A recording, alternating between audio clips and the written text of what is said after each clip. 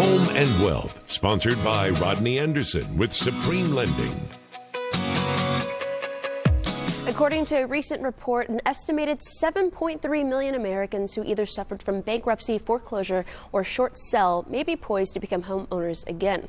We brought in our mortgage expert, Rodney Anderson, to explain. I had no idea this many people were negatively impacted. Yeah, we call this boomerang buyers. Okay, boomerang buyers are people that have had in the past, back in the financial crisis from 07 to about 2012, people that had bankruptcies. A lot of people had Chapter 7 or Chapter 13 bankruptcies. And the difference is Chapter 7, you wipe out all your debts.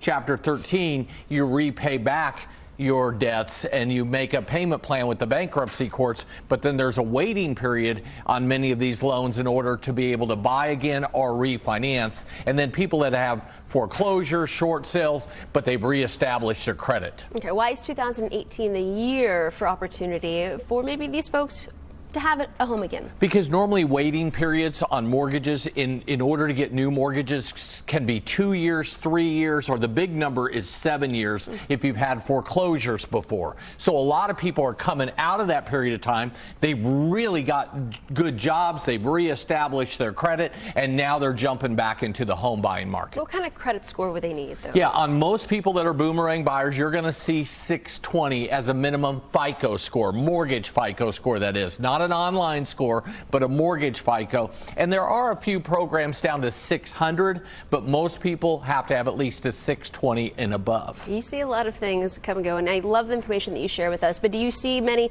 boomerang refinancers, as you mentioned before, that could take advantage of refinancing? Yeah, I'll give you two perfect examples. These are people that had Chapter 13 bankruptcies where they paid back the bankruptcy courts and then they waited 2 years in order to do cash out refinances, because the waiting period is 2 years after Chapter 13, and those people have come back into the market. Many of these boomerang refinancers haven't been able to refinance, and now they are, so they're paying higher interest rates. But two clients just in the past couple days, really, in the past week, that have moved forward on cash outs. They're now eligible. They're now able to use their equity. They're now able to get their financial tracking back, and they're able to get lower rates than they had before, the 6 and 7s and 8%. You're giving them that light at the end of the tunnel I'm sure they thought they would never see. Yeah, a lot of people, they want to own a home, and unfortunately people lost their jobs. They had short sales and foreclosures because values went down. And I'll tell you what, they're hitting this market at a good time because the housing market has softened a little bit